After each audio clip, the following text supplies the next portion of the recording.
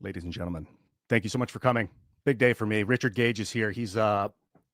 I got an intro I want to read for you. It's a nice one, and I've been following this guy's work for a long time. So let's just get into it. I'm gonna read this Richard's intro. Richard Gage, AIA, is a San Francisco Bay based. Oh wait, let me get the actual intro, not the one that I rewrote. Okay, let's do that. I'll pull it up over here. Thanks for bearing with me, everyone. By the way, everybody. Okay, here we go, dude. Please welcome San Francisco Bay Area architect Richard Gage, AIA member of the American Institute of Architects and founder and former CEO of Architects and Engineers for 9/11 Truth. He now leads the charge for a new World Trade Center investigation along with his courageous wife, Gail, at richardgage911.org. That's richardgage911.org. Mr. Gage became interested in researching the destruction of the World Trade Center high-rises after hearing the startling conclusions of a reluctant 9/11 researcher, David Ray Griffin, on the radio in 2006, which launched his own unyielding quest for truth about 9/11. The organization he founded, AE911 Truth, which is the Architects and Engineers for 9/11 Truth, now numbers more than 3,600 architects and engineers, demanding a new investigation into the destruction of all three World Trade Center high-rise buildings on 9/11. As an architect, he's worked on most type of building construction, including numerous fireproof steel frame buildings. Most recently, he worked on the construction documents for a $400 million mixed-use urban project with 1.2 million square feet of retail, parking structure, and mid-rise office space, altogether about with 1,200 tons of steel framing. Please welcome Richard Gage, AIA architect. Hey, Ian. Gage. Good to see you, man. You too. Great to see you. So full transparency, for me, you look a little blurry, but you say you look good on your end. Maybe it's my upload speed. I don't know. Welcome to the show, dude. So I was telling you before, I've been following, or I don't know if I actually told you this. I've been following your work for a long time though. Like 2000. I don't know when you got started. 09, 08. You said 05. 06. 06. And that's when I started making YouTube videos, was June 06. And the red pill came swift from the audience of like, you think we're the good guys? Have you ever heard of fiat currency? Have you ever heard of the military industrial complex? And I was like, actually, no. So I was learning rapidly. And then I worked at Ground Zero. I'm not sure if I haven't know if I've told you, I worked there for 2 months in October and November into December with a company called AMEC. It was one of the 3 construction companies hired to do the cleanup. And I got the job as a temp. I was sitting across the street, interfacing with the firemen. One fireman came in. He's like, yo, there's a river of molten iron, like molten metal flowing under the pile. Wow. He told you that personally? Yeah. Oh, wow. In October, November. And it stuck with me when I came across your engineers, your group of people, like explaining the physics of the near free fall of the building. I was like, damn, man. I'm just a common sense data guy. And that was like the most, it wasn't painful, but it was sort of a painful awakening, like an acceptance, kind of a slow, like almost like a doomed demonic, like this, like, what choice do I have at this point? Those things came down, according to most evidence, all evidence that I can now see in near free fall speed, indicating that the supports had been blown out. Then I was just like, it's just, I've been shuddering for like 15 years. I don't know, I don't go so far as to make claims about who I think did what and all this. I just am more interested in the physics. And that's why I'm so drawn to you and your organization. So thank you so much for coming. Oh, it's been a long time. I'm looking forward to rectifying that. We have to get this information out. So everywhere we can go, Ian, we're trying to wake up the public. We've got to save our country, because if this stands, this false flag operation of 9/11, if it stands, we lose our country. Yeah, we got to be resilient to false flags. It's real important. And I'm not like totally anti-military intervention, but the colonization of the Middle East, the attempt to like patrol and dominate the Suez Canal, which is what it looks like, it's caused so much trauma. And I prefer a world where we share the area, build more canals in the area and share it with the Russians and all this. Maybe conversations like this can help lead us towards that direction. I kind of want to give you the floor, man. What's like the biggest of all the stuff you've done? What was the thing you did the most that you felt like had the most impact? Well, traveling around the world, waking up people has done a lot, over 1,000 interviews and presentations in 24 countries and 100 American cities. We're reaching millions, but since then, we're doing 100 interviews every year. And so, and people are waking up. Now we have former Congressman Kurt Weldon doing the circuits big time with Tucker Carlson, Redacted, Jimmy Dore. It's getting out there. He'll be on Rogan soon. And this caught the attention of Senator Ron Johnson of Wisconsin, who leads the subcommittee on investigations in the Senate. So he's now saying, I'm going to do a hearing. And it looks like we'll be going to Washington, D.C. to meet with him. So there's some discussions about that right now. So it's pretty exciting. We've never had a sitting senator call for a new 9/11 investigation. This is huge. And he's paying the price. They're coming after him in the mainstream media full time. And that's my assumption is because like this like kind of mainstream media, whatever you want to call it, I feel like it's like imperial psyop mechanism. This if it was holdover from the British Empire, East India Company, now the American country got stuck as like the military spearhead of this organization, the liberal economic order. They use this media to kind of constrain a narrative to get people to focus on a certain areas to, you know, guide public behavior.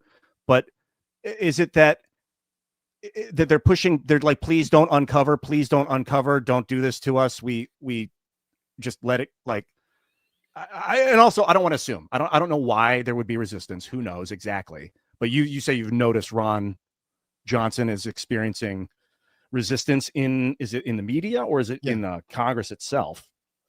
Well, there's been some other colleagues of his criticizing him for touting conspiracy theories that have been debunked long ago. Well, no, we've debunked the official conspiracy narrative long ago. 18 years now, we've been speaking about it. And so, yeah, but it's the mainstream media that's just full time, all of them coming down on top of him. They don't want this getting out. If this gets out, their whole game comes down.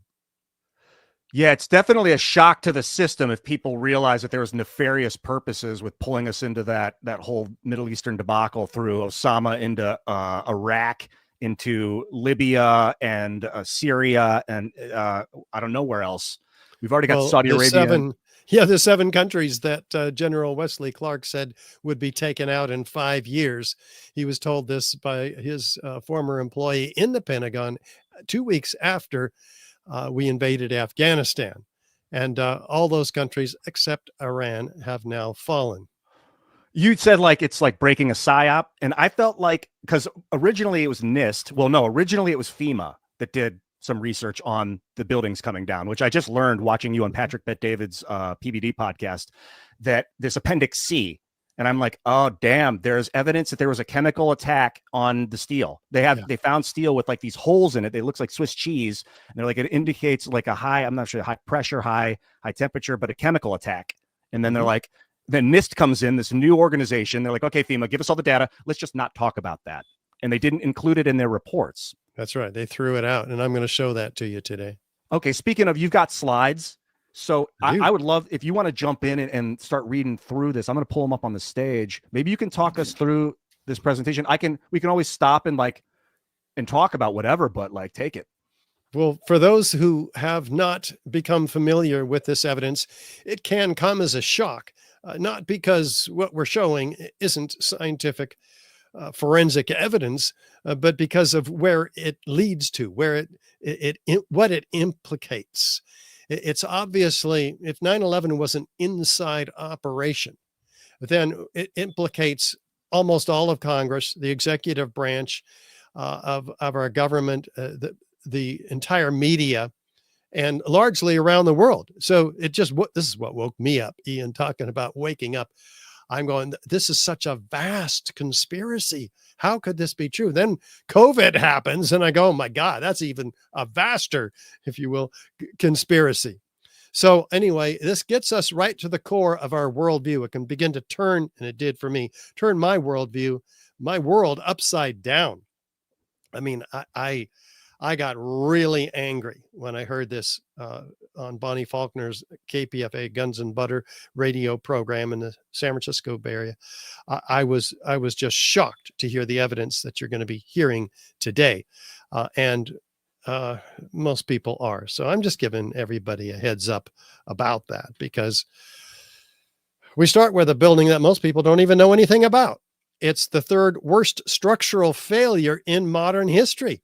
World Trade Center Building 7 wasn't hit by a plane, and yet it came down anyway. So we're going to look at that. But most architects and engineers are completely unfamiliar with the third worst structural failure in modern history. Should have been the most studied structural failure ever, Ian. And yet they don't know about it. And we go and we tell them. We visit dozens of conferences, architect and engineering conferences around the country. We have our evidence booth. We have a screen. We show Building 7 coming down like you're going to see here. And we say, hey, did you know what happened here? Oh, that's a controlled demolition, as you'll see in a moment. And then we go, you're right. Did you know when it happened? It happened on 9/11. They go, what? What are you talking about? That's not one of the Twin Towers. So we have the discussion we're about to have right now. It's the tallest building in most of our states, though it looks dwarfed right next to the Twin Towers, because they were the tallest buildings in the world at the time they were built.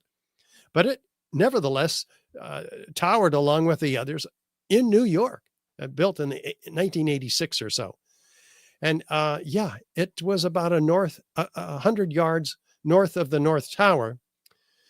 And so its south side, therefore, did get a little bit of damage when the towers went down. But NIST, the National Institute of Standards and Technology, who was tasked by Congress to explain these collapses to the American people, they said, no, that was not part of the initiation of the collapse at all.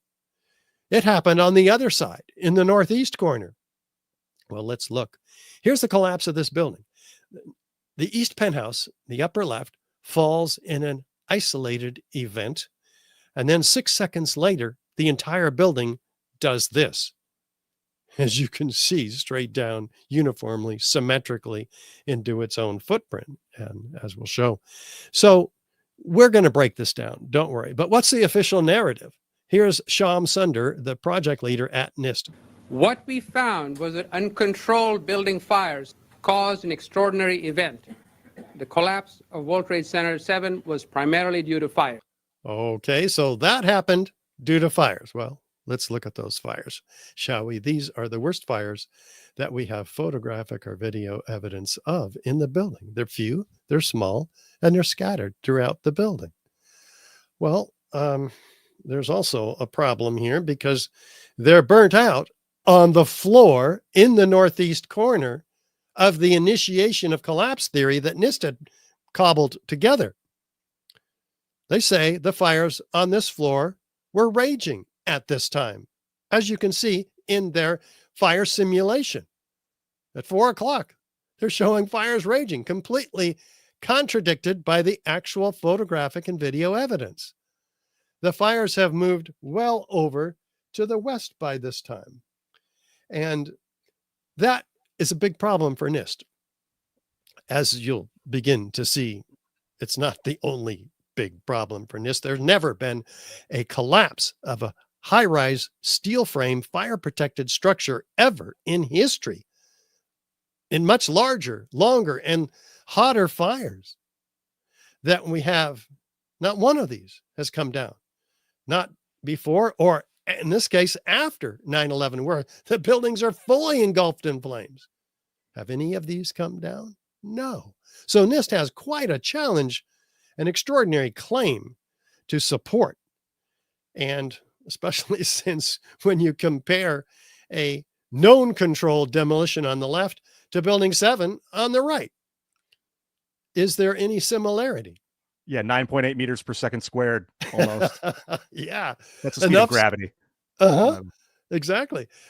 If, in fact, is there enough similarity to warrant an investigation into the possible use of explosives in controlled demolition, especially since fire, the official cause of this building, has never brought down a steel frame fire protected structure ever?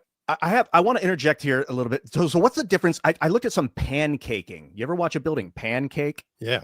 because people have told me that the thing pancaked. So I was like, well, what does that look like? But I don't know if you have any video of pancaking. It looked like the center falls through, but the corners all stay Well, standing. what they do is they Oh. take out the columns and beams. Well, the columns primarily in the core of the building to bring the rest of the outside of the building on top of it. In fact, we'll talk about that right here. So we have to look at the evidence of typical controlled demolition because are there features that match? Oh, yeah. Starting with sudden onset. Take a look and listen to Dan Rather narrate his experience that evening. And what you're seeing are high shots. Now, here we're going to show you a videotape of the collapse itself. Describe that. Now we go to videotape the collapse of this building.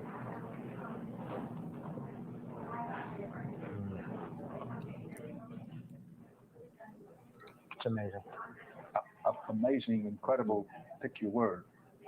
For the third time today, it's reminiscent of those pictures we've all seen too much on television before, when a building was deliberately destroyed by well-placed dynamite to knock it down. What was that, Dan? Deliberately destroyed by well-placed dynamite to knock it down? Well, here's Dan using his frame of reference, right? We all have one for these controlled demolitions, like the old hotels in Las Vegas. But he never repeated this after 9/11. In fact, with only two exceptions, we've never seen this building come down on mainstream television, and architects and engineers. It's been hidden from them. It should have been the most studied structural failure ever. And yet we didn't get one bulletin. I'm one of 90,000 members of the American Institute of Architects, not one bulletin on this building's collapse. And it was said to have collapsed by fire. Well, architects are the ones who specify the fireproofing in these buildings to keep those buildings standing for 2 or 3 hours beyond the initiation of a fire or a fire in any area. So feature number 2, is it coming straight down? Let's look from West Street. Yeah, pretty straight down, pretty symmetrical. How did they accomplish that? You have to take out all the core columns at once within a fraction of a second of each other, followed about a second later by the perimeter columns. And then repeat that on every floor, synchronistically timed, so that the columns are taken out ahead of the falling building. Like you said, free fall, which we'll show. So the question is, can these fires accomplish that level of precision? Obviously not. This is 5th grader level material here. If you don't get those explosives to do what they're supposed to do exactly, you can get big problems in controlled demolitions like that. And like this, somebody has to go back into that building and fix those charges that didn't go off. It's a huge problem, and it's an art, and it's a science, obviously, and it doesn't happen by fire. If a building is damaged on one side and one corner, in the case of building 7 in the northeast corner, the building will fall to that side. NIST claims that column 79 in the northeast corner, that's where it all started. Well, interestingly, this did not happen with building 7, and we'll find out what did. In particular here, beginning with, is there a free fall acceleration like Ian claimed? Well, he's right. The NIST finally was forced to acknowledge that the building did come down at free fall after denying it for 5 years. But they were publicly embarrassed by members of Architects and Engineers for 9/11 Truth who said, hey, this is easily measurable. In fact, they showed them their measurements, and they had to eat it in the end, NIST, and put this in their final report. So while acknowledging that it came down at free fall through what, by the way, through this steel in World Trade Center 7, these massive steel columns, as if they weren't even there. Free fall is as fast as a bowling ball falling out of the sky, gaining additional velocity every second, the definition of acceleration. The bowling ball had no resistance. This building had 40,000 tons of structural steel designed 3 to 5 times stronger than it needed to be to resist that fall. So NIST publishes in their final report, oh yeah, it came down for a third of its 7-second fall in free fall. But they don't acknowledge the obvious implications of that free fall, that not one of these 81 columns gave any resistance to the collapse during that period of time. So what happened to them? Did these fires take all of them out?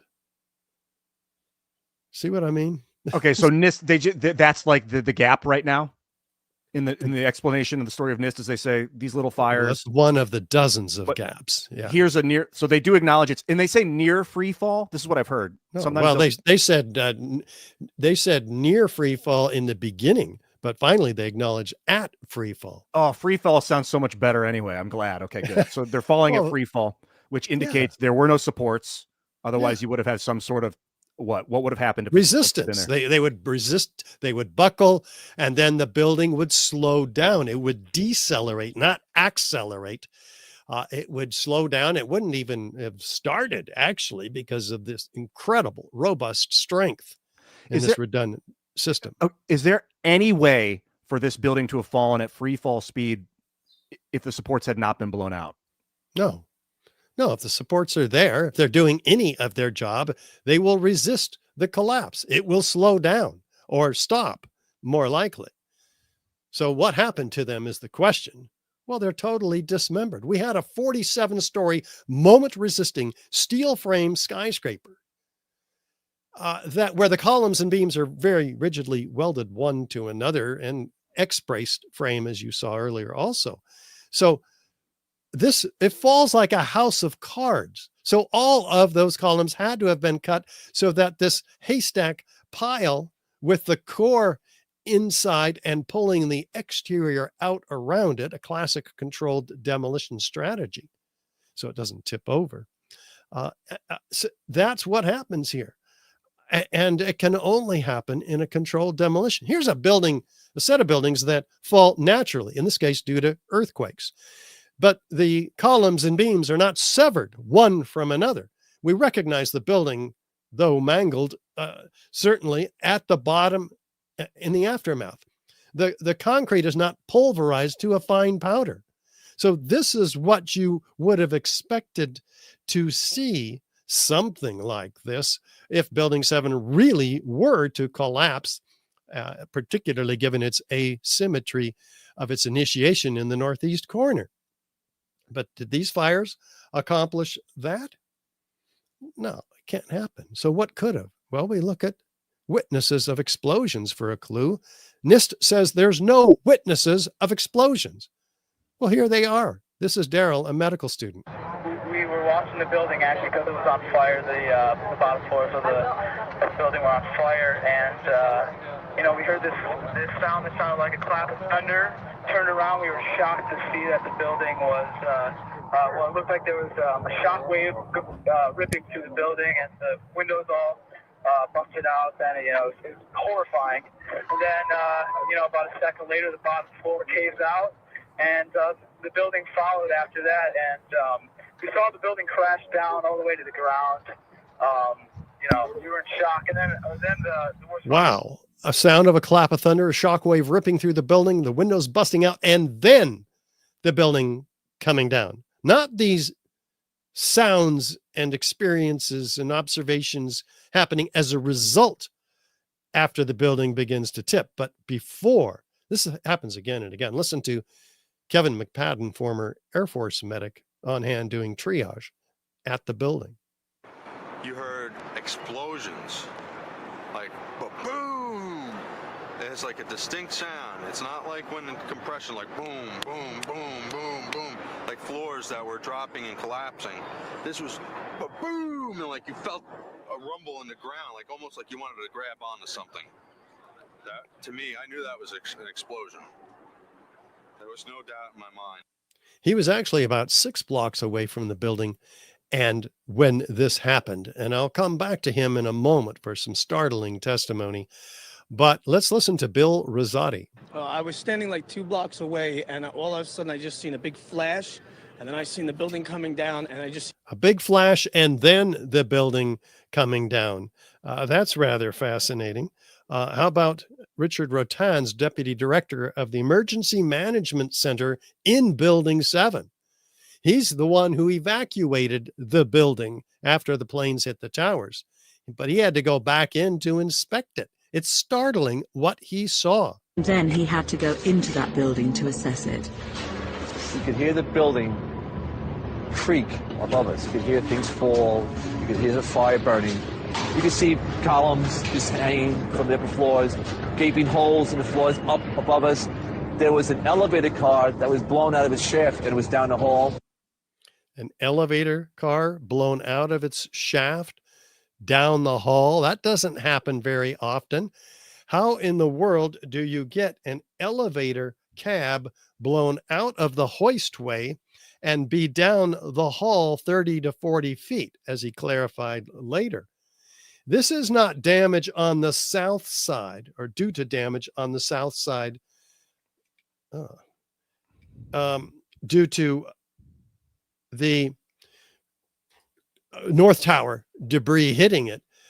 This is an internal damage due to what can only be explosions. He also described floors above him, multiple floors with huge holes in them and columns dangling. Obviously, explosions before noon in this building, in the interior of this building, corroborated by Barry Jennings, who had responsibilities in the Office of Emergency Management also, and Michael Hess, the attorney for Giuliani, who were called to a meeting on that floor by the emergency management because plane had hit the tower. Well, by the time they got there, the building had been evacuated, and they didn't know that, I guess, and they were up on the 23rd floor. And some made a phone call and said, "Somebody get out of that building." And so they trying to get out of the building, and this is what they experienced. When we got to the 8th floor, I started walking to one side of the building. That side of the building was gone. The first explosion I heard when I was on the stairwell landing, when we made it down to the 6th floor. Then we made it back to the 8th floor. I heard some more explosions. Also the sound? Like a boom, like an explosion. More than one? Yes. We started walking down the stairs. We made it to the 8th floor. Big explosion. Blew us back into the 8th floor. When we get outside, a police officer comes to me and says, "You have to run. We have more information of bombs, so you have to run." More information of bombs like this heard in the late morning of 9/11 in the vicinity of Building 7. Yeah, here's one of the guys. He can tell you I'm okay, all right? Here, hold on. You want to call your mother or something? NIST says they didn't include any of these witnesses, as we implied or mentioned earlier. They say, oh, if anybody heard any explosions, that's the sound of one floor hitting another in a collapse. Well, you just heard it. What did you hear? Is there information? If this was a controlled demolition, people would know about it in advance, so there'd be foreknowledge. So we look for examples of that, like from Chief Nick Visconti, who said, "We're moving the command post over this way. That building's coming down." And sure enough, it does come down. Well, how does he know that a building is going to come down? Well, we get a clue from Chief Pete Hayden. Well, we had our special operations people set up surveying instruments to monitor and see if there was any movement of the building. We were concerned of the possibility of collapse of the building. And we had a discussion with one particular engineer there, and we asked him if we allowed it to burn, could we anticipate a collapse, and if so, how soon? And it turned out that he was pretty much right on the money, that he said in his current state you have about 5 hours.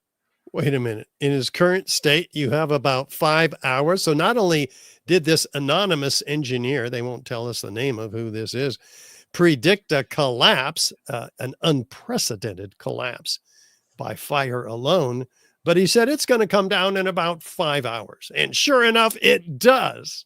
So he knows, of course, this prediction could only have been made with foreknowledge. So we have to look at these mysterious construction workers walking away from Building 7, hearing an explosion over their shoulder, looking back at the building, and then looking straight into the CNN camera and saying this. Keep your eye on that building. It'll be coming down. The building is about to blow up. Move it back. All right, guys. Sorry. We are walking back. There's a building about to blow up. Flame, debris coming down. Wait a minute. What? The building is about to blow up?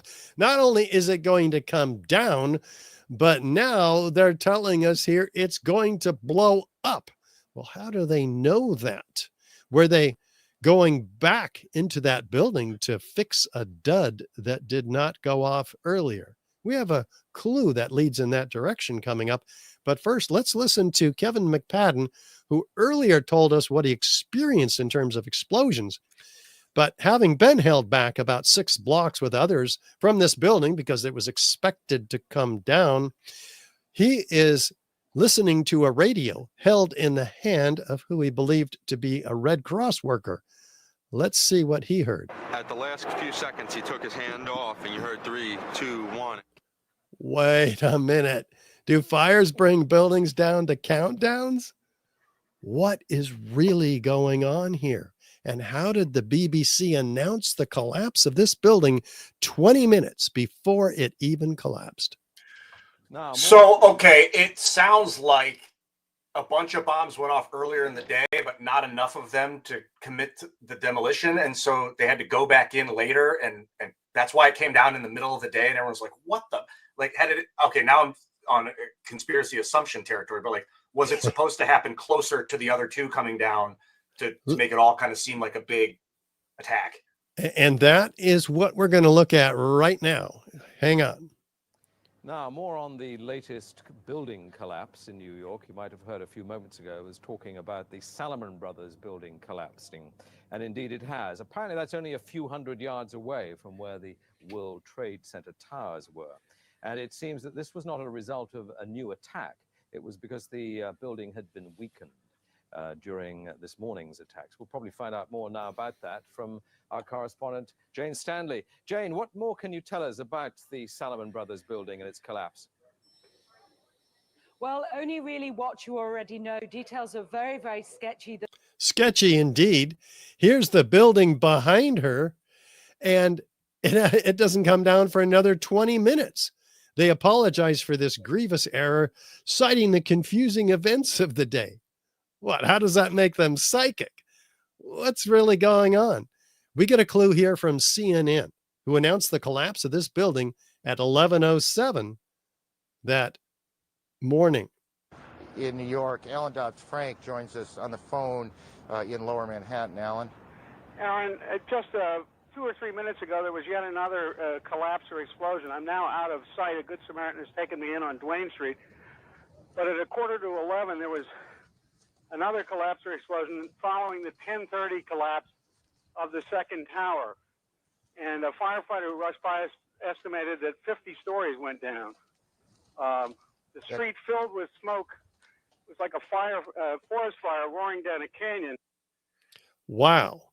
Well, we have definitely got to get to the bottom of this, because if this building did go down at that time, they announced 10:45, we wouldn't have any video of it because of the massive dust clouds, which is actually pulverized concrete, which we'll get to, released when the Twin Towers went down. So it would be completely obscured. Maybe it was supposed to go down at that time. Maybe those mysterious construction workers going back into the building or coming out of the building and saying it's going to blow up, maybe they were fixing a dud that didn't go off at this time in the morning. And that's why they know it's going to blow up. That's speculation, right? Well, we can speculate a little bit. We have to figure out what's going on here. The experts have. Here's one of the top European controlled demolition experts in the country. Danny Jowenko is the expert on this in Europe. What did he say? Dit is controlled demolition. Zeker weten. Zeker weten. Er is nagesprongen. Dit is in opdracht gebeurd. Het heeft een team gedaan van experts. A team of experts did this. Oh, that's very interesting. Okay, from the guy in Europe who does this for a living. So let's look at one of the other experts. One of 36 structural engineers signed on to the petition at ae911truth.org. Kamal Obaid in the San Francisco Bay Area. A localized failure in a steel frame building like World Trade Center 7 cannot cause a catastrophic collapse like a house of cards without a simultaneous and patterned loss of several of its columns at key locations within the building. Does that sound like something that fire can do?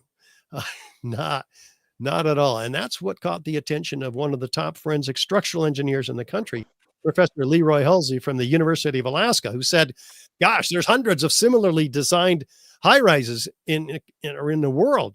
We got to find out what really happened here. If this came down by fire, then we have to radically rethink our structural engineering. So he assembled a team of PhD candidates, and they went to town competing 2 different software platforms, finite element analysis, and they worked against each other to corroborate each other, and they did. They both found that the building didn't collapse under the conditions NIST said it was. So they took out columns 79, 80, and 81, trying to see what would happen if it did, if those columns did fail, which was part of NIST's theory. And sure enough, the building collapses, but not straight down. Obviously, it's going to collapse over. That's what happens when you get your knees kicked out. You fall to that side. So they said, well, what do we have to do to get it to collapse the way it did in the video of the collapse? Well, my gosh, we have to take out all the columns in the building, and sure enough, it collapses. In fact, compare it to the collapse of the actual collapse of the building in the video in the center. It looks exactly like that because that's what happened. Whereas NIST on the right had their computer model to try to prove their theory, and it completely disproves it. They had to release 400 structural steel connections throughout the building every second. And even so, the building in their model begins to crumple up like a beer can, and it begins to tip over. So they had to stop it 2 seconds into its global collapse because they didn't want us to see it tipping over. They couldn't even, after 5-6 years, back engineer their computer model as Professor Hulsey had to do, because they weren't as sophisticated back then with the software and so forth. So what did Hulsey find? Professor Hulsey found that fire did not cause the collapse of this building. The temperatures were not high enough to cause the weakening of the steel framing. Thermal expansion did not result in the loss of support for the beams and the girders. The collapse of World Trade Center 7 was a global failure involving what? The near simultaneous failure of all the columns in the building. Not a progressive collapse as claimed by NIST. This study has completely pulled the rug out from underneath the NIST report, and it's gone to structural engineers everywhere and is creating quite a controversy. So since Professor Hulsey and his team didn't speculate on what might have caused the removal, if you will, of all of those columns, synchronistically timed floor by floor, what could have? Well, we have to look at the other evidence in the aftermath, beginning with evidence of extreme heat, which was actually provided to us, as you mentioned, Ian, by the FEMA report in 2002, the metallurgical examination of the steel from Building 7 and the World Trade Center towers, because all this evidence now of extreme heat applies to the Twin Towers as well. Never before observed eutectic reactions involving intergranular melting, capable of turning a solid steel girder into Swiss cheese, like you see in this piece of World Trade Center 7 steel, the end of a beam, actually. Rapid oxidation, sulfidation, What? Liquid iron. That's molten iron, by the way. Molten iron, it takes about 3,000 degrees to melt iron. There's no accounting whatsoever in the official narrative for this, and certainly not even including jet fuel, which we'll get to. Sulfur formed during this hot corrosion attack on the steel. Sulfur. This is all perhaps the deepest mystery uncovered in the investigation, according to the New York Times, but it's completely omitted from the NIST report. The presence of sulfur. They say, where did the sulfur come from? Well, that was a very frequently asked question NIST put on their website. And they said, well, it must have come from the gypsum board. It has calcium sulfate in it. Wait a minute. Calcium sulfate is not sulfur. And gypsum board has never in history turned around and attacked the steel that it's been designed to protect for 100 years. So they've got some real problems, especially given that the author of the FEMA report, fire protection engineer Jonathan Barnett, says steel members in the debris pile appear to have been partly evaporated in extraordinarily high temperatures. He's right. Extraordinarily high temperatures, like 4,000 degrees to evaporate steel. Well, office fires are maybe a quarter of these temperatures, more often 500 or 600 degrees Fahrenheit. So how are we getting this phenomena? That's documented by this structural engineer from UC Berkeley, Abelhausen Nastani Azel, who had a National Science Foundation grant to study the steel. He says he saw a melting of girders in the World Trade Center. Well, we can tell the temperature of molten iron pouring out of the crab claw excavator here by its color, due to the emissivity of molten steel and iron. We're exceeding 2,500 degrees here. Where are these temperatures coming from? NIST is not going to have an answer for that, so they don't show us this evidence. That's why they pulled it from the FEMA report. We know that jet fuel burns only about 600 degrees Fahrenheit, according to ME Petroleum engineers. That's a sixth of these temperatures. Jet fuel is primarily kerosene. There's nothing special about it. In the worst case fires, they use modeling of 1,830 degree fires because they're very conservative. But still, we're almost half of the temperatures that are documented at the World Trade Center. So what can produce those temperatures? Can thermite produce those temperatures? What is thermite anyway? An incendiary used by the military, thermite is a compound of iron oxide and aluminum, which when ignited sustains an extreme heat reaction, creating molten iron. In just 2 seconds, thermite can reach temperatures over 4,500 degrees Fahrenheit, quite enough to liquefy steel.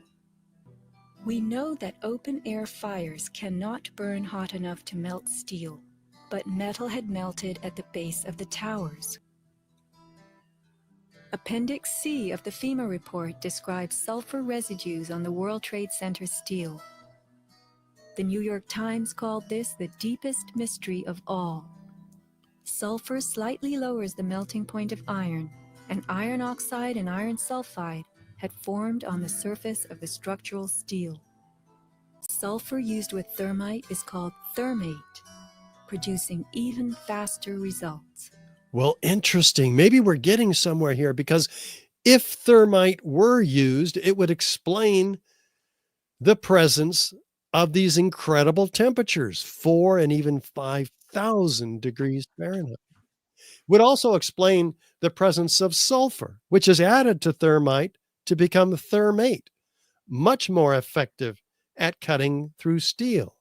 And it would explain the presence of molten iron, or previously molten iron, found in all the World Trade Center dust in the form of these microspheres.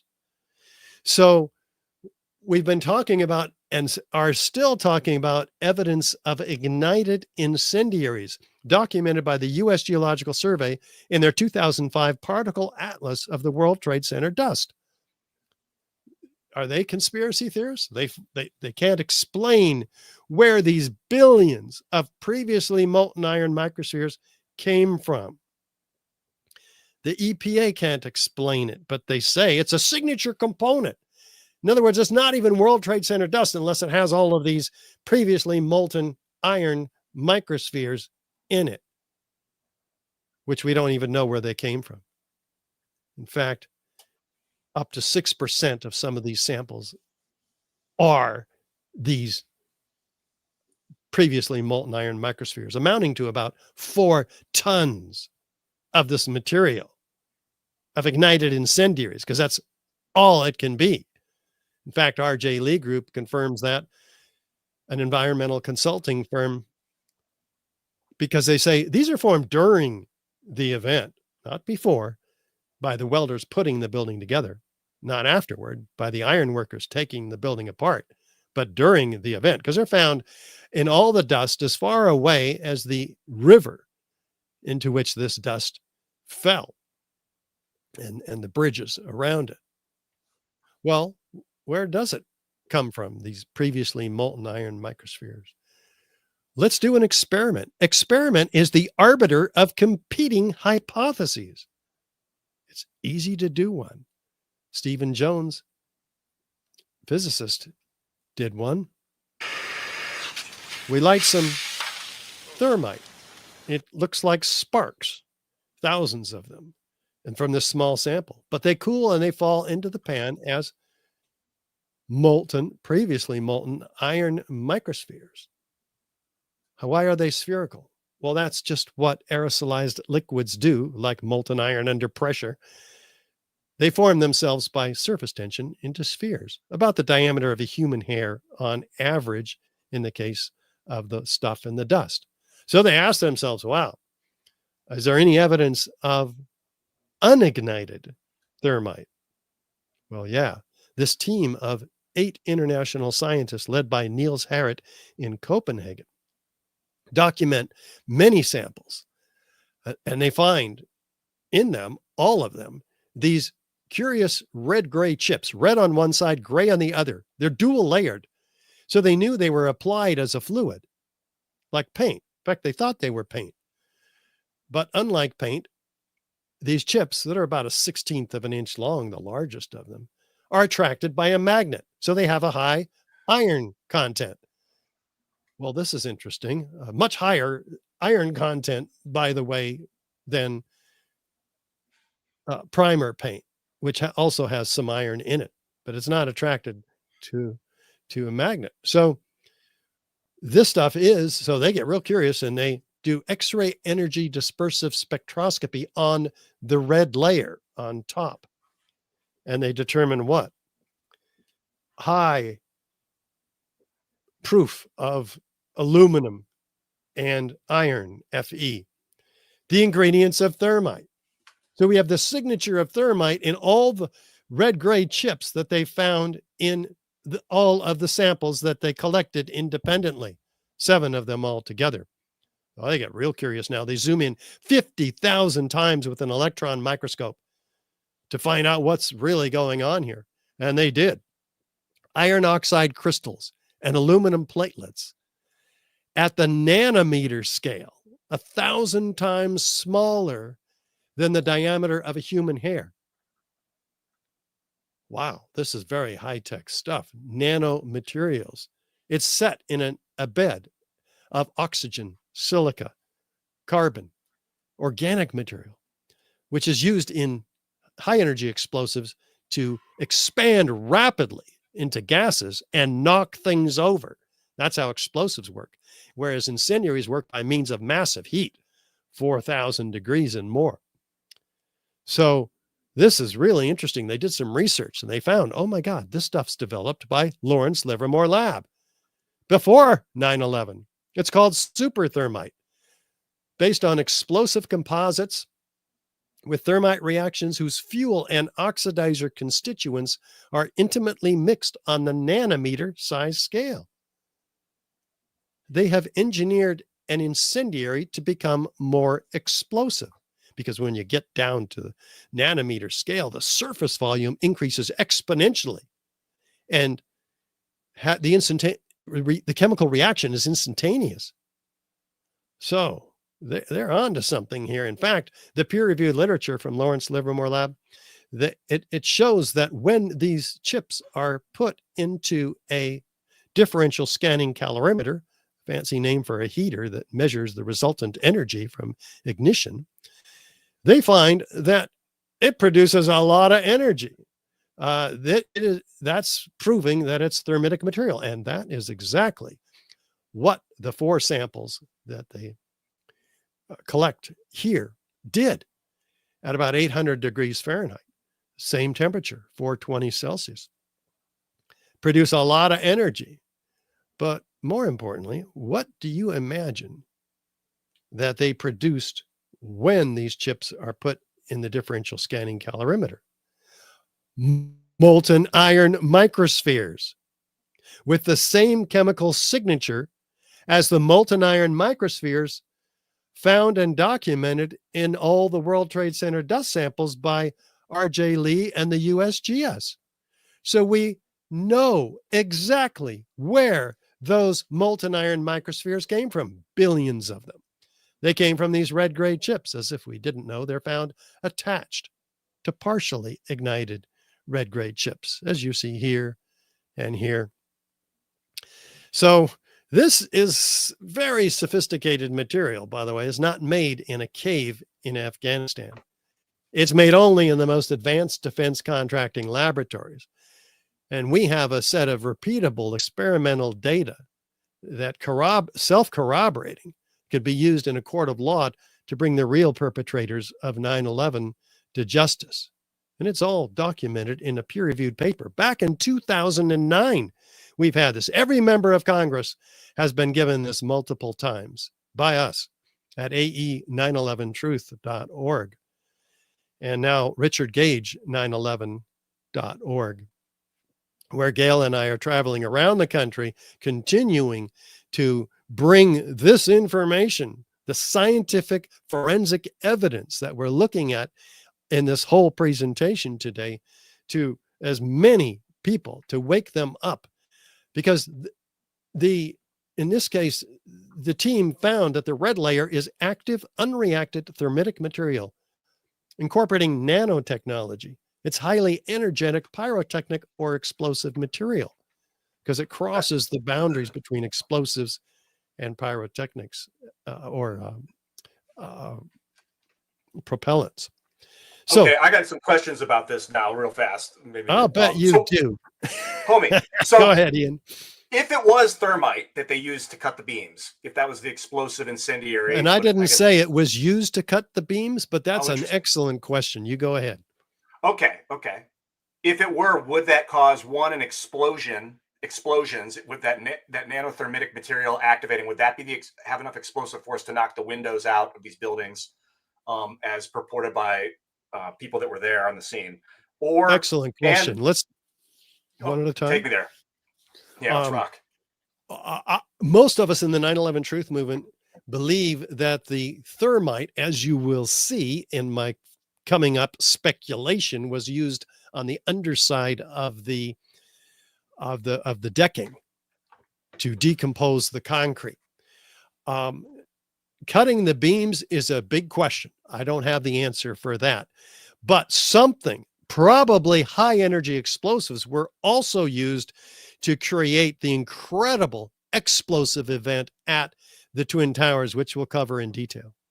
You know, anecdotally too, I told you at the beginning of the show, I worked at Ground Zero for a couple of months across the street from the pile where the 1 and 2 came down. And I was in the American Express building on the bottom floor. And I didn't think at the time, it was just all like, well, I just believe what I'm told, go about my business. But all the windows on the bottom floor have been blown out of the American Express building that's across the street. And I didn't think about the explosive force that would be required to cause that. I was just that's what happens when a building falls down. I didn't put together that there might be additional explosive force. So this is interesting. Well, windows are pretty vulnerable to any force, but we're going to be looking at the force required to deliver expel 4-ton structural steel sections out of the towers 600 feet. That's a real force. And I believe high energy explosives were done. And we'll look at that fairly carefully. But so far, with regard to Building 7, we've seen the 8 characteristic features and some very uncharacteristic features of controlled demolition using incendiaries. None of this can be explained by fire, let alone all of these features. So NIST has quite a challenge to defend themselves from this evidence, because it becomes proof of controlled demolition really fast. A body of proof that's convinced more than 3,600 architects and engineers to sign on to that petition demanding a new investigation. And many of them appear in our ongoing documentary film series, taking the hard evidence of 9/11 crimes to court. 9/11 crime scene to courtroom, where we have teamed up with the Lawyers Committee for 9/11 Inquiry to deliver this evidence piece by piece to a grand jury. And we have filmed this in Washington, D.C., in front of our stand-in grand jurors. And this series will be formatted and delivered to the actual grand jury, because we now have the capability to get it in front of them. And supplementing our original petition submitted years ago to the usurpers in the Southern District of Manhattan, U.S. court. So we're now circumventing the usurpers.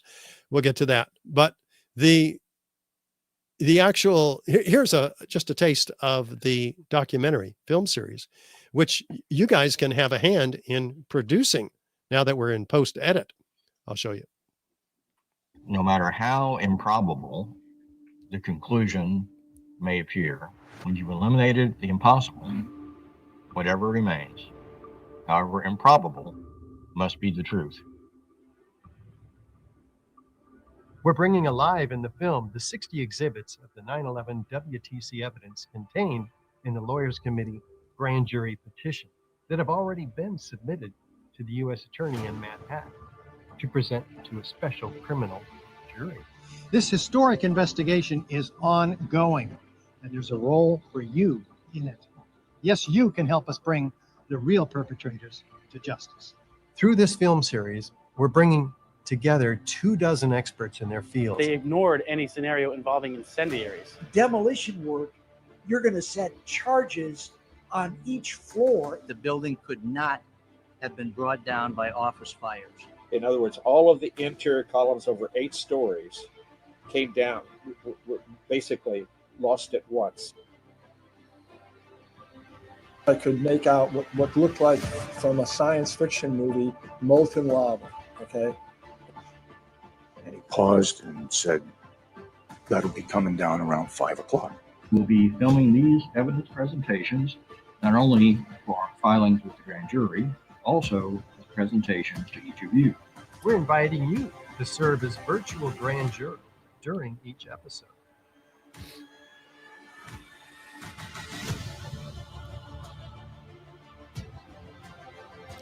We are inviting you to do just that. In fact, you can co-produce the episodes with us. In fact, $10 will help immeasurably. $500 will put you on the credits as an executive producer, $500 donation.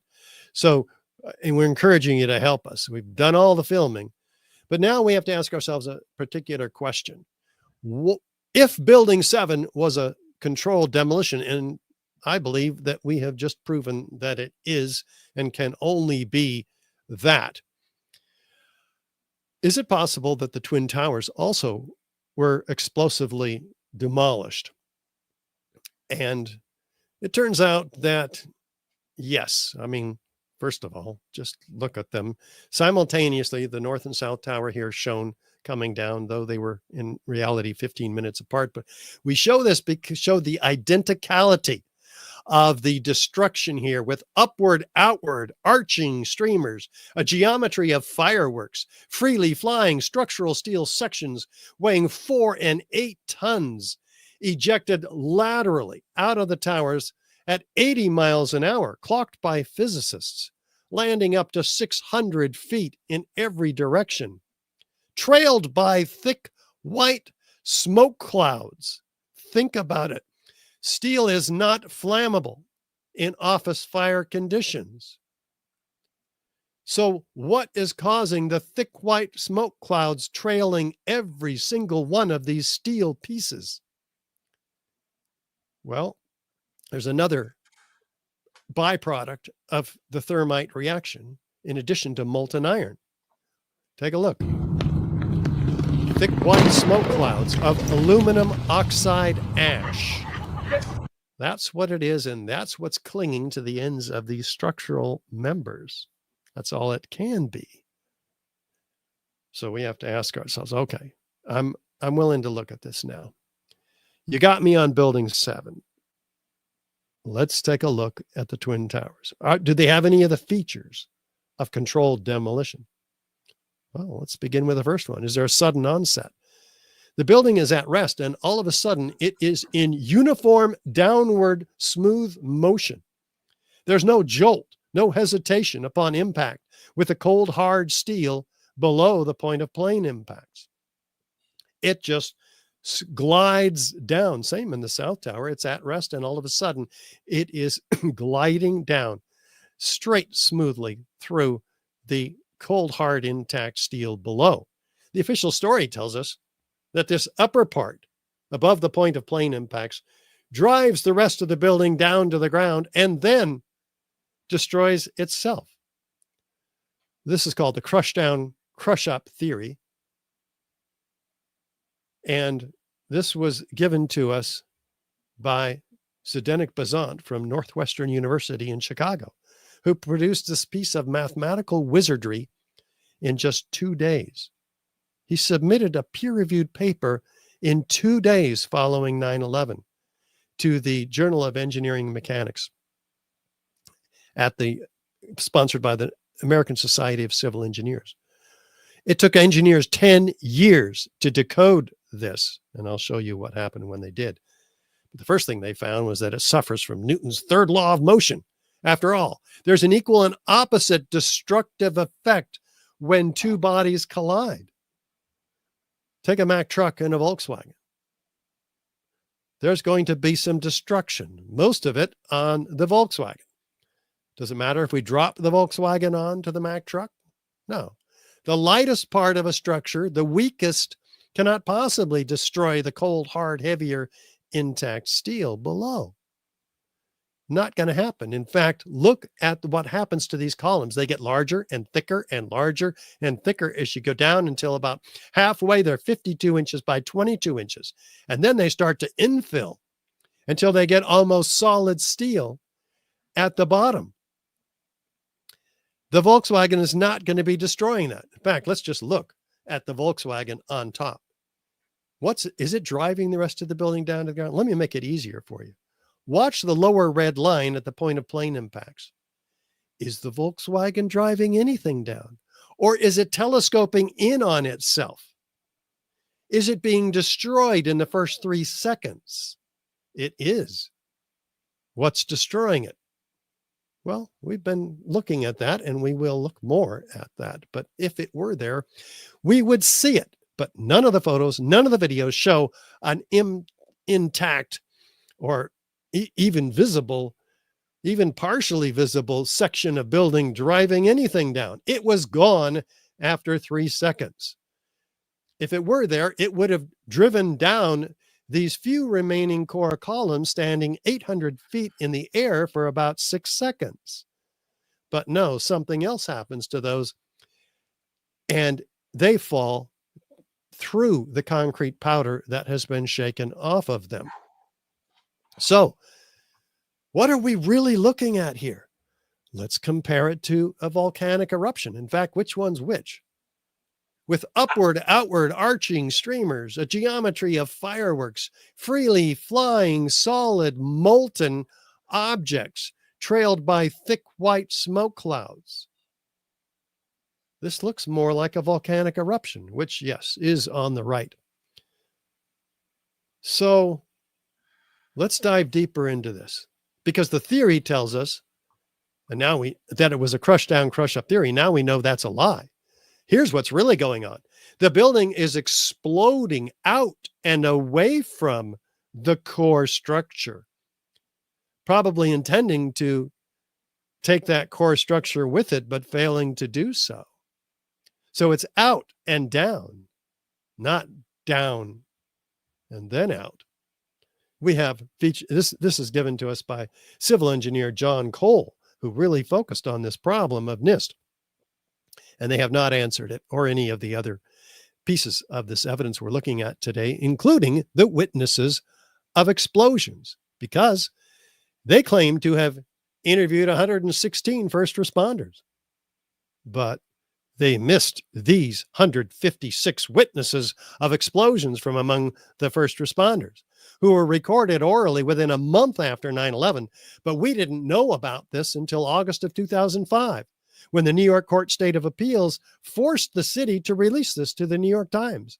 And they put all 12,000 pages of testimony on their website, this website here. Well, Graham McQueen, the late professor, has read all 12,000 pages.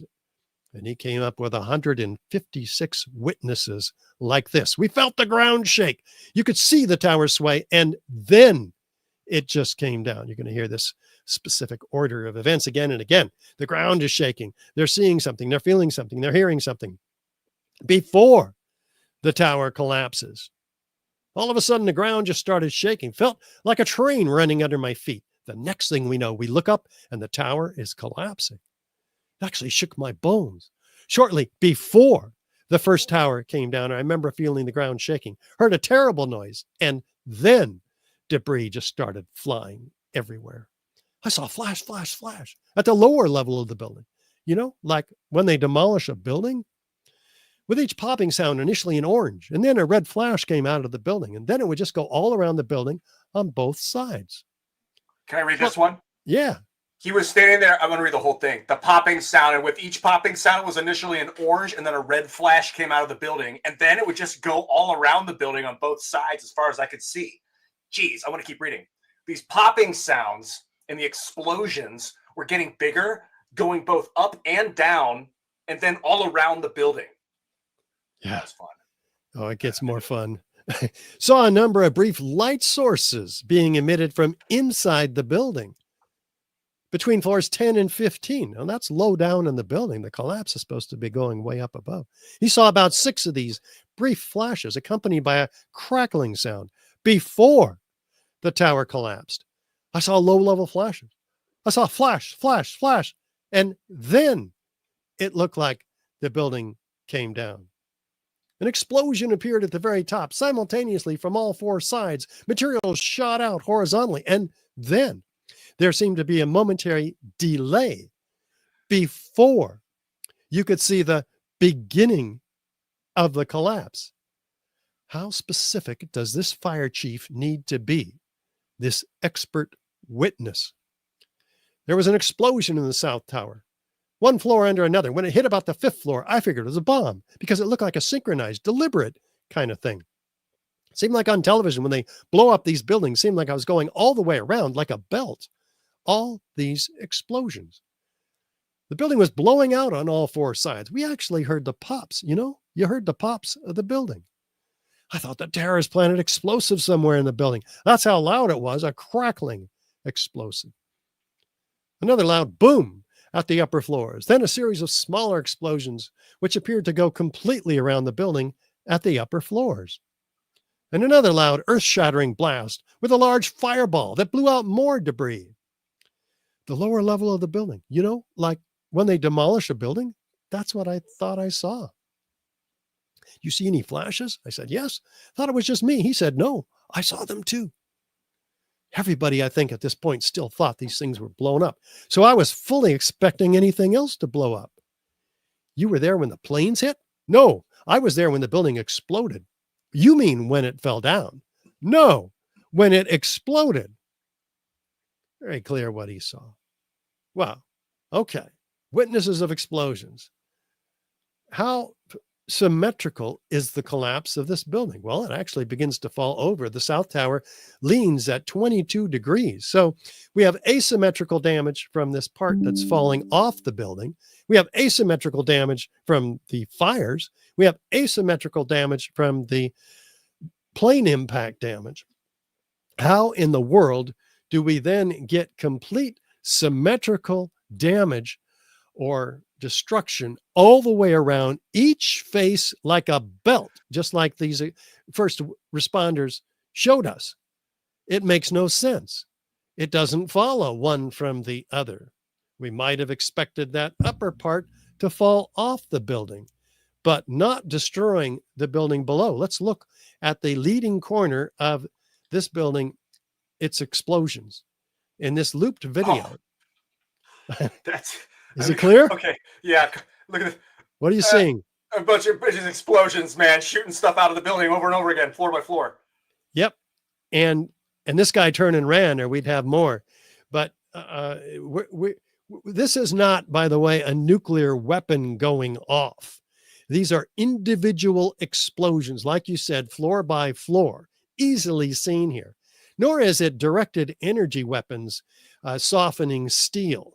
These must be pre-placed explosives in the exterior perimeter structural steel system that are then hurling these, not just the aluminum cladding, which is understandable, but the structural steel sections, which we'll get to. But there are squibs used in the controlled demolition industry, this term, for isolated explosive ejections occurring as far down as 20 stories below the zone, 40 stories below the zone of destruction. There's no accounting for these in the official narrative whatsoever. They even happen up to 60 stories down below. So how does NIST explain these away? Oh, this is air because that pile driver driving the rest of the building down to the ground. Well, no, this is not air. These are solid building components. And that pile driver was destroyed, as we saw in the first 4 seconds. On the left side of the South Tower, we can see a dozen of these explosions or isolated explosive ejections called squibs in the above the point of plane impacts, effectively destroying the rigidity of the structural frame such that it doesn't act like a rigid body and continue its angular momentum and fall off the building. No, it begins to just settle back down. It's been rendered more in like a liquid or sand that just falls individual pieces after this point. So how fast are we falling here? David Chandler, physics teacher, does some analysis and he finds that it's 64% of freefall. That's about 2/3 of freefall acceleration. And that means that 90% of the structure had to have been removed. That's just the calculation, so that it could fall without decelerating. Not only is it not decelerating because it's meeting 80,000 tons of structural steel, but it's accelerating straight down through it as if it weren't almost even there. So what happened to this steel? There's more steel than glass on the surface of these twin towers. They are very unusual structures with Varandale trusses, vertical and horizontal elements welded in the shop and brought out and bolted together in turn. There's 47 massive core columns, 240 14-inch by 14-inch steel tube columns on the perimeter. And yet it's falling as if almost they weren't even there.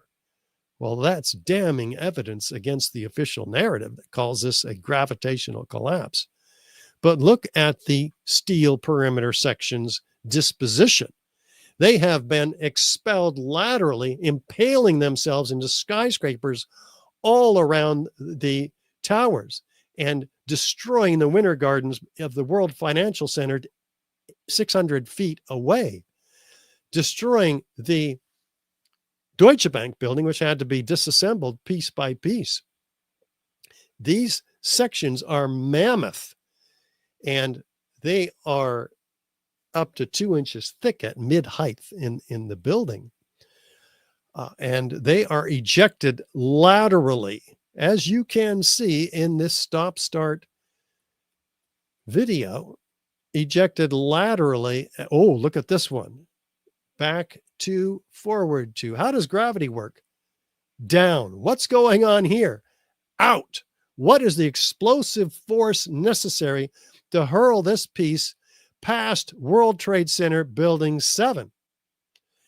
Fascinating. And why is it trailing thick white smoke clouds? Again, steel is not flammable in office fire or jet fuel conditions. It can only be the result of thermite pre-shaped cutter charges. Or it's possible, or it could be an unknown chemical. Is that possible? That's something I imagine it is. I don't know if an unknown chemical can produce what thermite is known to produce, aluminum oxide ash. So of all the chemicals known to man, known to the scientific community, this is the one, the thermite with the sulfur perhaps added? It's the one that we have evidence for, because we have evidence for thermite very clearly in the molten iron that has been found everywhere. So it seems reasonable to attribute the thick white smoke clouds to the other byproduct of thermite, aluminum oxide ash. There's enough energy there to hurl a 200-pound cannonball 3 miles. And that is a lot of energy, particularly given there's hundreds and hundreds of these perimeter structural steel sections, which have landed well outside the boundary of the World Trade Center, again, up to 600 feet away, impacting even Building 7, as we discussed. By the way, Ian, if 100,000 tons of structural steel framing is distributed outside the footprint of the building, how is any of that steel available to crush the building below? That's another good point. And it's like a question I would ask someone if I was losing the argument and I had to like convince. I'm already convinced, but exactly. Okay. You've assessed that 100,000 tons of steel was actually not there anyway. Well, maybe a few tons of it was. There's a pile about 4 stories tall, but 98% of the structural steel is ejected outside the perimeter. So it's not available to crush the steel. This was a third of the weight of the building, each of them. Wow. This whole time I pictured beams getting cut and everything coming down, but in reality, stuff was getting pushed aside as parts came. Well, look at it. This is the North Tower. This is the South Tower. Look what is all outside the perimeter and well outside the perimeter, destroying the rest of the World Trade Center buildings. That it didn't cause them to collapse, but the Marriott building in particular was half destroyed. So maybe it was the concrete, because that's another third of the weight of these buildings.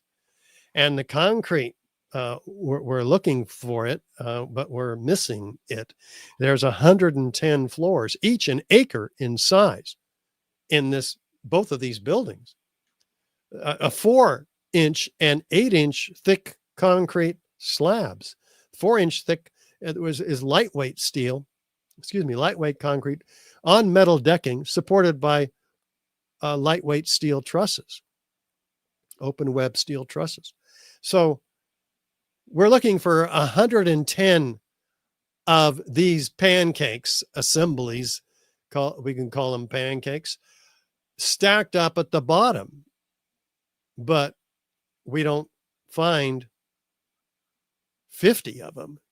We don't find 20 of them. We don't find 1 acre-sized floor, not even a quarter, a 16th of an acre size floor of these assemblies. There's a few pieces of concrete around, and there's a few lightweight steel trusses that are hard to identify, but most of them have been vaporized, apparently. Where are the pancakes? This is a real pancaking collapse in Mexico, where you have stacked up pancakes. So what happened to all that concrete? It is simply missing. Highlighted by the governor, Pataki, who said, "Where's the concrete?" There it is. It's been pulverized in midair to almost a fine powder. 90,000 tons of concrete pulverized in midair. What could pulverize or powderize concrete? Well, the American Society of Testing and Materials report number C856 documents what can happen to concrete at 1500 degrees Fahrenheit, that it turns to a whitish powder because it decomposes into its original aggregate, sand, gravel, and cement. Powder. That's what happens at 15. What do you think can happen at 4,000 degrees? Which is why, one of the reasons some of us believe that it was applied to the underside of the metal decking to powderize all this concrete and evaporate the steel trusses and the metal decking. But all the photos and videos show that they've been powderized. So down to 100 micron particles, almost like baby powder. It's like a fine ash, most of this. Would it be like then a thin layer of thermite along like the base of every floor, just like painted across? Would that be like I don't know, I'm not too familiar with the. Well, that could be a way to apply it, but it wouldn't survive in that form because it is itself consumed and consuming and turning to powder all the concrete. I don't know what else could do that. High energy explosives, but how do you apply evenly across every floor high energy explosives? Seems to me that nanothermite would be the ticket because, well, then this powder is spread across lower Manhattan from river to river in a 3-inch thick blanket. Well, wait a minute. U.S. Geological Surveys documented that 30% of this dust is concrete. Well, if all the concrete is distributed across lower Manhattan in a 3 square mile area, it's not crushing the building either. Can it? Can it crush the building and be distributed from river to river? No. So this is another third of the weight of the building. Together, that's 2/3 the weight of each building that is not available to crush the building below. But wait a minute. Zdeněk Bazant used all of that weight in his piece of mathematical wizardry that took engineers 10 years to decode. Not only that, he doubled the mass up above, because that's what they found when they decoded it. He decreased the column energy absorption capacity below by more than 3. It's completely rigged in favor of a collapse. It's complete fraud. And this was exposed by Gregory Zudolinski, Tony Zambodi, Richard Johns in their submittals to the American Society of Civil Engineers, Journal of Engineering Mechanics, but they wouldn't publish this challenge. Why? It's out of scope. Wait a minute. How is it out of scope to publish a challenge to a paper that had been previously published in that very journal? That's the whole idea, isn't it, of peer-reviewed science? So there's actually a lawsuit going on about this right now. In the meantime, we're going to ask ourselves a key question. How would they have gotten all this nanothermite into the building? Well, there was a fireproofing upgrade in the months and years before 9/11. And you can apply liquid applied fireproofing. It's called intumescent paint. It bubbles up and insulates the steel from the heat of a fire. Could it have been done in an undercover operation with the fireproofing upgrades, particularly since some of these floors were the floors that got hit by the planes identically? Kevin Ryan exposed this in his essay at digwithin.net. And he did an excellent job, and it needs to be followed up on, certainly. And he identified the tenants of these floors as well, which is very interesting. But also, if you had access to the elevators, you'd have access in turn to the core columns and beams, which are immediately surrounding every elevator hoistway, to plant explosives. But you'd need an excuse to do that. You'd also have to, like an elevator modernization, which we had going on the 9 months prior to 9/11. But you'd have to cut through 2 inches of gypsum board every time you wanted to access a column or beam. But that would produce a lot of dust. If any of you have ever worked with gypboard, it's nasty. And this is what the senior database administrator at Fiduciary Trust, Scott Forbes, describes his experience in the weeks before 9/11. It was probably the week leading up to 9/11. Every morning I'd come in around 7 a.m. and the dust was incredible. It was filthy. It was like the cleaners weren't cleaning. Right where the windows were, there was a sill which enclosed radiators. I was sick to death of the dust which was appearing on the windowsills. It was dirty grey and very, very noticeable in that week leading up to 9/11. Very interesting. And yes, this elevator modernization was documented in Elevator World in March of 2001. Why would the Port Authority have given one of the industry's largest, most sophisticated elevator modernization programs to a small maintenance company with just one customer? They came out of nowhere, Ace Elevator, to get this contract from Otis Elevator, who had installed and had been maintaining these elevators up to the time of 9/11. It's very well documented. Where were these Ace Elevator employees? Well, they're accounted for and safe. Why? There was a labor dispute that day, says Dan Boyle. And the members of that company, about 50 of them, were pulled out to a union meeting to discuss some business. Well, was that elevator modernization program a front to bring in the individuals who were tasked with placing these substances to bring down the building? We need some really important follow-up on that too, as well as the disposition, the destruction of evidence. 180,000 tons of steel, in easily the largest and most perplexing structural failures in history. Starting just 2 weeks after 9/11, we have 400 truckloads a day lined up to pick up this steel and take it to the landfill to be put on barges to be sent to China for recycling before investigators could get their hands on it and do a real scientific investigation. This is the illegal destruction of evidence in a crime scene, prompting Bill Manning, editor-in-chief of Fire Engineering magazine, to cry out, crucial evidence that can answer many questions is on the slow boat to China, showing an astounding ignorance of government officials to the value of a thorough scientific investigation. The destruction and removal of evidence must stop immediately. But it didn't.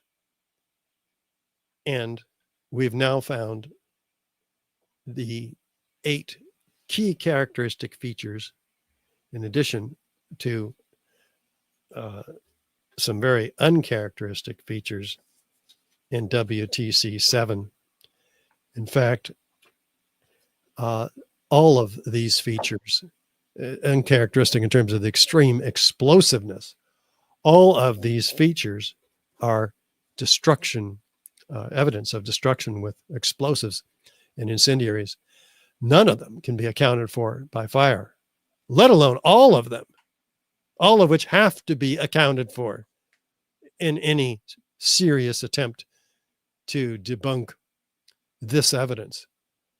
With additional circumstantial evidence and corroborative testimony, this is proof of controlled demolition, a body of proof, once again, that has convinced 3,600 engineers and architects to sign on to the petition demanding a new investigation. And when you, oh, sorry, what were you saying? They appear in our film, a couple of dozen of them. When they say, yeah, go for it. I know exactly what I'm going to say, so keep going. Well, I'm going to start to build a case here in the next minute as I close that we need to follow up. And there's ways to do that.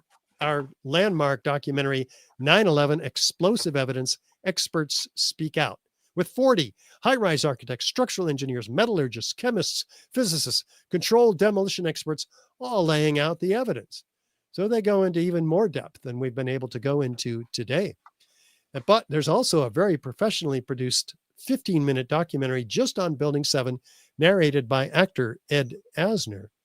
And Dylan Avery made a great film about the effort from the University of Alaska and Professor Halsey called 7 with his team of engineers.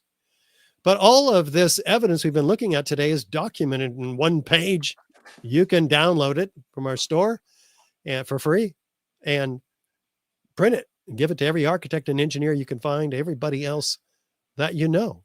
I want to let you finish this. I'm going to hit the bathroom while you do this. So I'm going to give you the stage because this is good. Okay, I'll be right back. All right.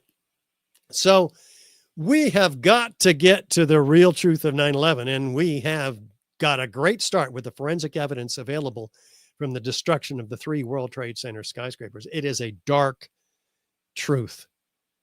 We can't afford to pussyfoot around and lose our country in the process. If 9/11 stands, as I mentioned earlier, then we lose our country. What are you guys going to do about it?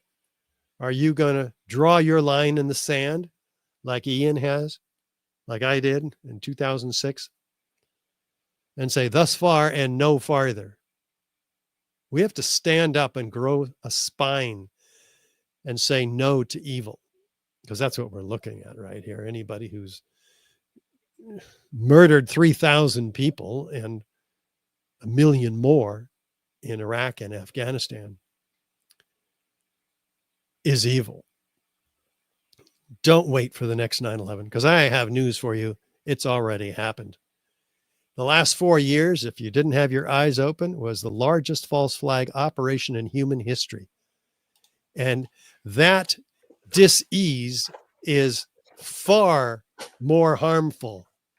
Well, the solution that they engineered to the engineered disease is far more harmful than the original disease, as we've proven in our presentation on that subject, the parallels between 9/11 and COVID, because it's the same playbook.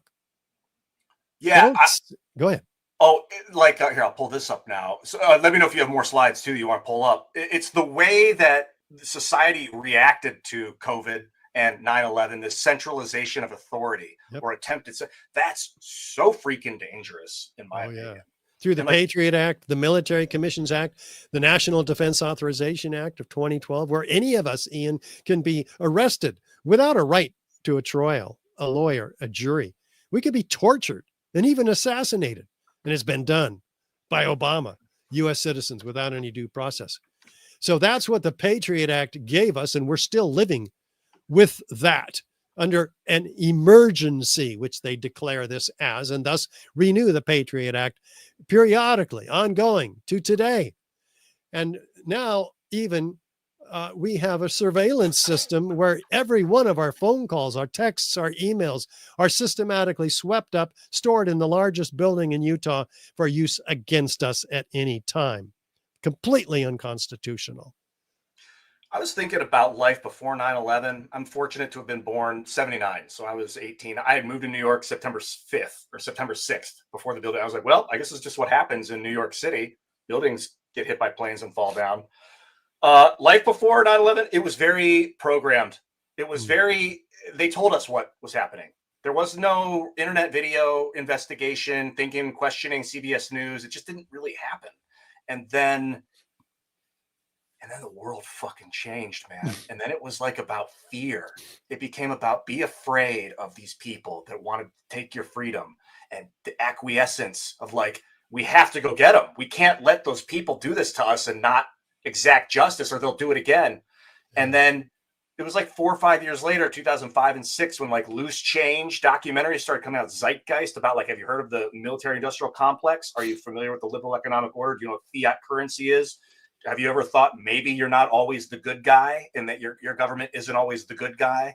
And then the evidence, of course, of 9/11 and the physics of the free fall of these buildings, and like just it was a dark time. I thought Obama would save me. I was like, good, a guy's going to come and save the day. We'll put him in power. And then he starts to sell us out to the Trans-Pacific Partnership, this globalization of technocracy, where they want to.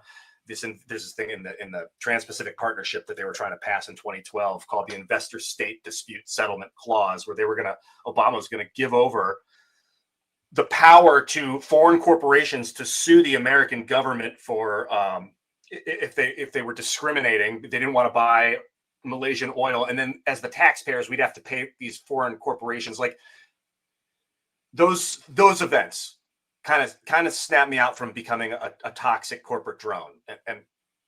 But Richard, I don't know. Now I'm in a realm of like American hegemony. We do have liberal economic order hegemony right now. We're militarily protecting the Suez Canal and the Panama to the point where like people will fight and die and kill over with the Houthis. There's this Iranian, and like I don't know what to do. Okay, even if we found out 9/11 was perpetrated by our own government, or they were involved, Dick Cheney's Halliburton got set up as he was our VP, and his defense contract company that he had just been on the board of was now set up in Iraq, maybe even Afghanistan, I think.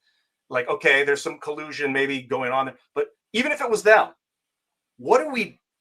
This is a whole other conversation. Like, what do we do if we were to find out? Yeah.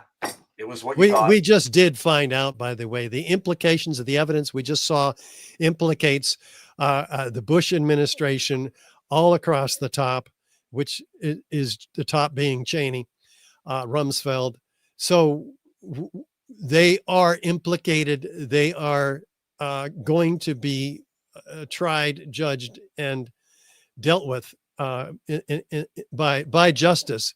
But is that going to happen if we don't do anything? No, the 9/11 truth movement in general, has to keep pushing. We have to support Senator Ron Johnson, who's called for a real 9/11 investigation. He's the first sitting senator to have done so. So as I mentioned earlier, I anticipate that I'll be flying out there to talk to him, because I know from a close contact of his that he is very serious and very aware of our work. So this could happen, and I am pushing hard to make it happen. And I think if we are honest with what happened and our national needs and things like, people could maybe accept that us having to go invade and conquer countries, there might be reasons for it, that as long as we're not being lied to. I'm not about it. I don't want to breed off like I'm some sort of crazy militarist, but I understand that if you just huddle up and wait, someone's going to bomb you from a distance. So you've got to kind of be out there protecting the environment. But like, I could see us, maybe being honest with the civilianry about having to send troops somewhere without having to lie sometimes. Not that we have to send troops, but maybe they're being honest with. Yeah, I think that, dude, the whole military is like secrecy. It's all about lying and subterfuge and misdirection. Like George Washington was an expert spy, sending false orders to foreign troops to get them confused. Like that is the essence of our military design. I just don't like seeing, like you said, 3,000 people got killed in those buildings on that day. That was just the beginning.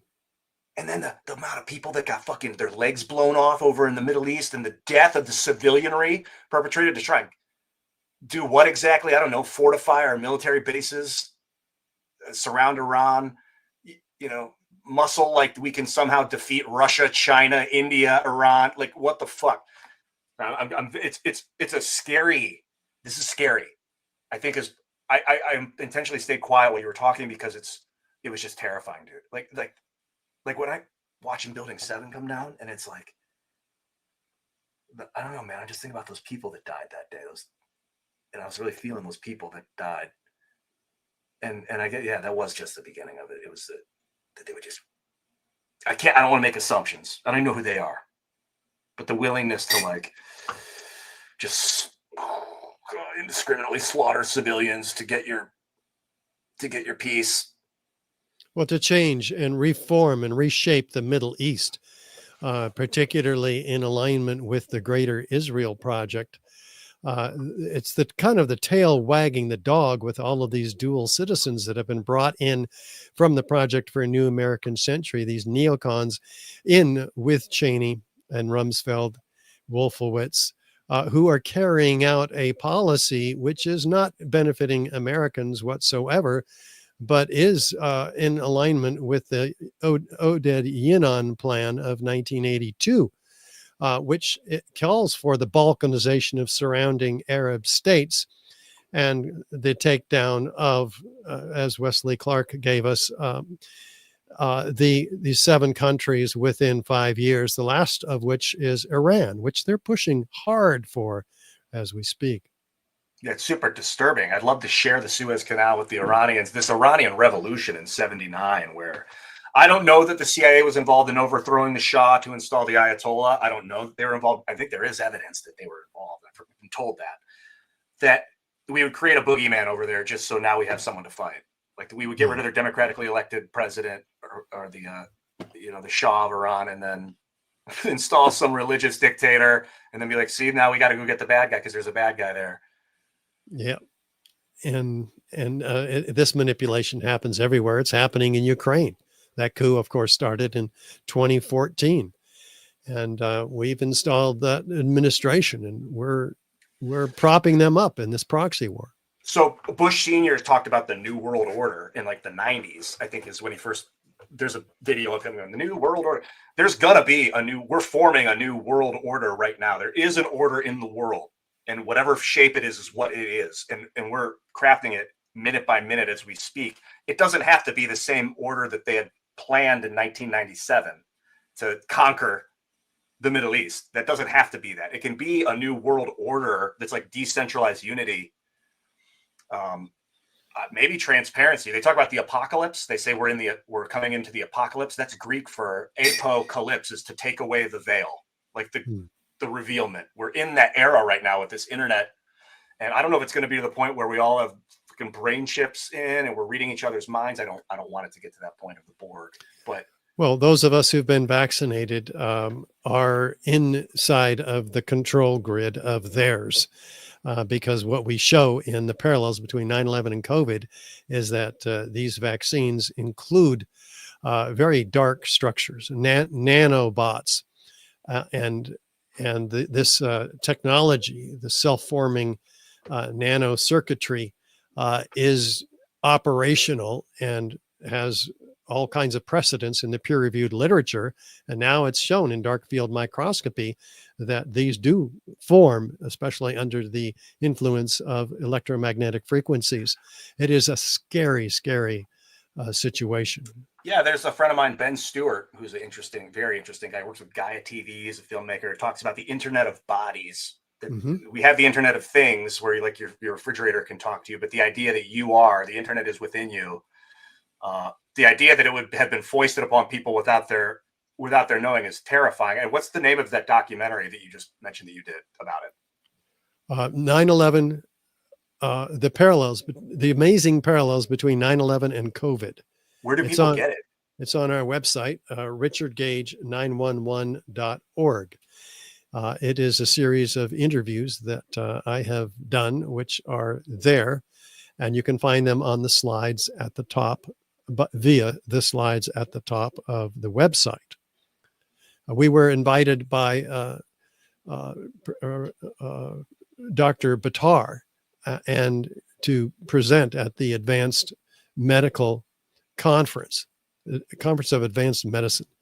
And that's and the Red Pill Expo. And we gave a presentation on these subjects there and other places, because the 9/11 Truth Movement was not privy about the false flag of COVID going on starting in 2020. It's one of the reasons I got fired is because I was talking about it. Yes, I got fired 3 years ago, and Gail and I are on our own now at richardgage911.org. And it's the best thing that's ever happened to us and the 9/11 Truth Movement, as it turns out, because we're double gunning now from all different perspectives. And so we have discussed in detail, then diving into the Internet of Bodies, which was developed in the peer-reviewed literature, ostensibly to help people with robotics at the nano level in medicine.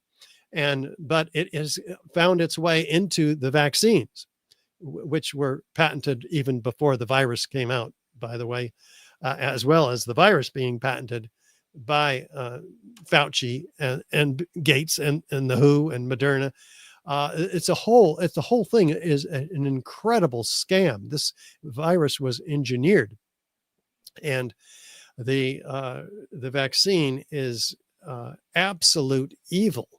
What we've proven, not we just show other people's research, but what has been proven to be inside of these vaccines, and there are solutions for these problems, which we also highlight in that series. Yeah, I think that mRNA vaccines could be very excellent, good, phenomenal technology, but to do it without understanding what it is, like the unknowns of it, to get people to do it without consent is a little, that's where I feel like the evil comes, is like. Well, Naomi Wolf has Wolf or Klein. Yeah, Wolf. I think Naomi Wolf is, I know who you're talking about. She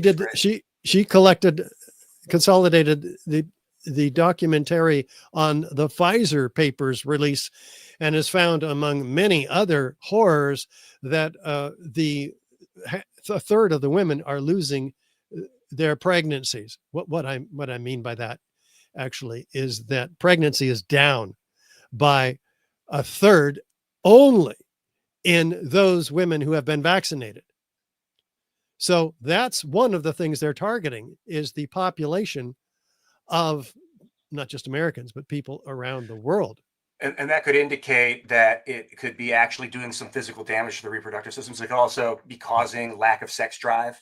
It could be an array of different factors that are causing people to have less kids. It's tough to tell. And there's a lot of other factors that could be compounding, like environmental factors that could be involved. Like, but you breathe a lot of brake dust, and but the correlation is only with people who've been vaccinated.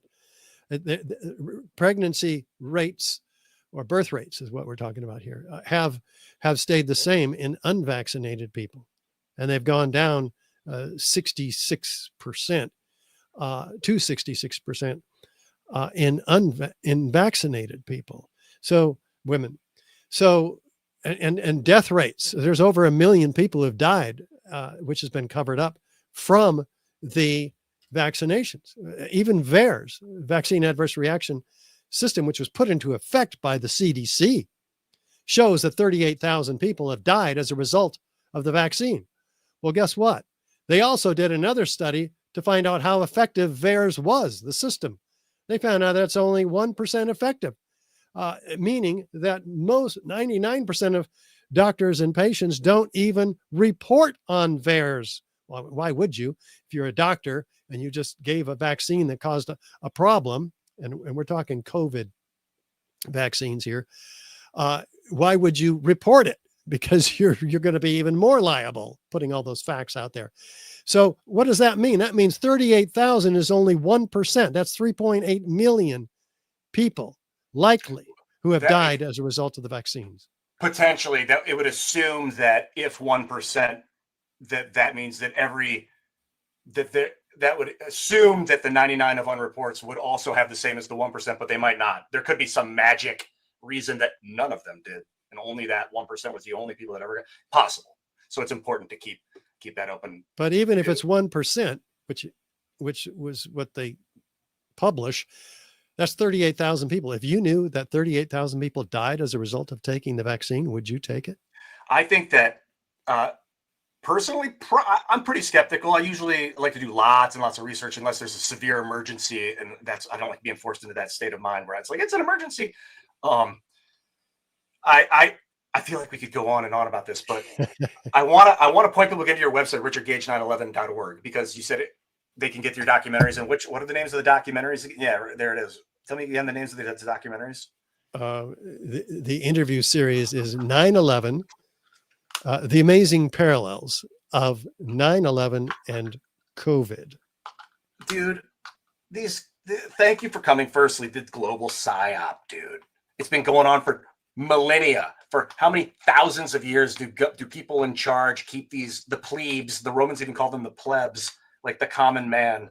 They just keep them in order by bread and circus, entertainment. Don't think too much. I think, who was it called? Like Mark Zuckerberg, a mushroom, in that they want to keep him in the dark and feed him shit so that he doesn't know too much. You know, that people at like certain levels of power where you give them just enough to not get into the architecture of society. It's a little scary realizing that Gates and Fauci and Klaus Schwab are the puppets.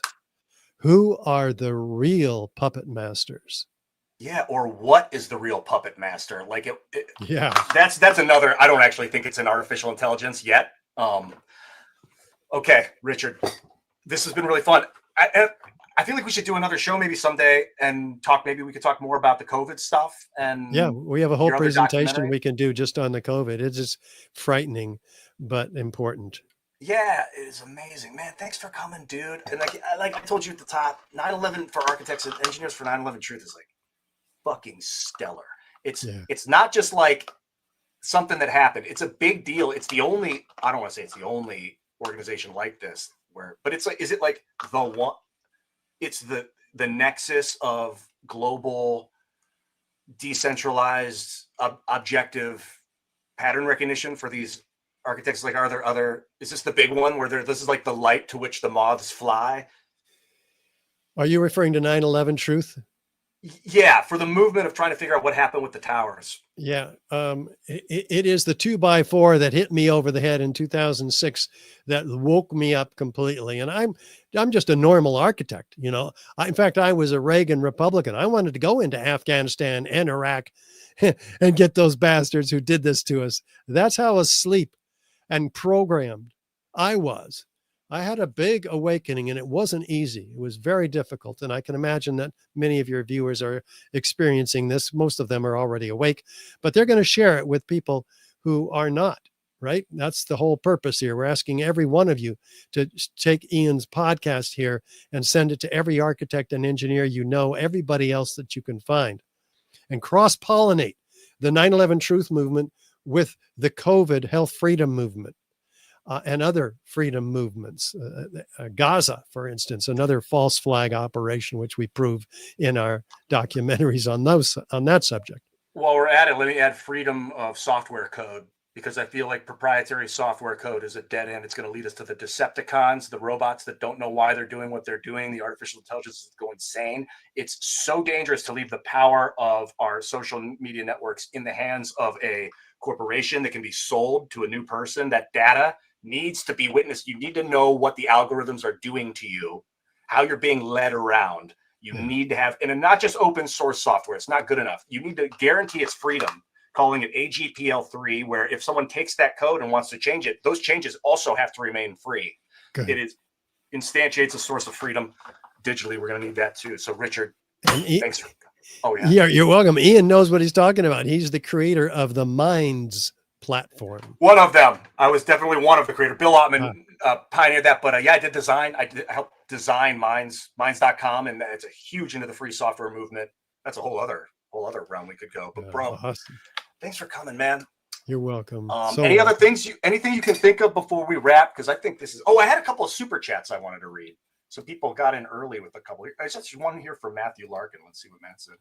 Here we August go. of 2000, I was working for DTN Covoras. The FAA told us about a plot by Al Qaeda to fly planes into buildings, and it would happen on 9/11.